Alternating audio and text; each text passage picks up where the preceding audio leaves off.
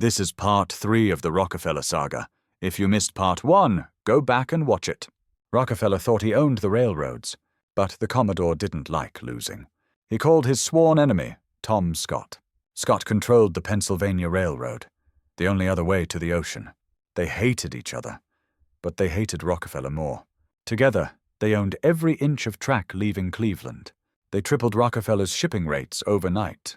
It was a declaration of war. They thought he would beg. They expected him to pay, but Rockefeller didn't pay. He issued a command. Shut it down! Shut it all down! He declared an embargo. He refused to ship a single barrel. The trains showed up to the depots, but there was no oil.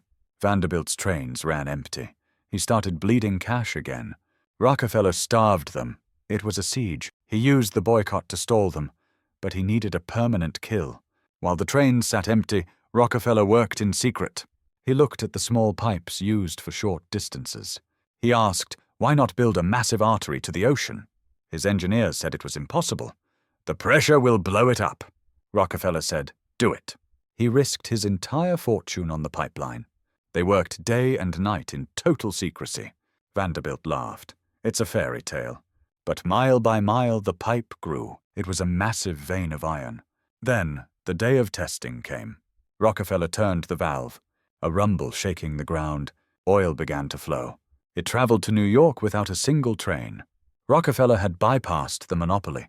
The railroads waited for the cargo. It never came.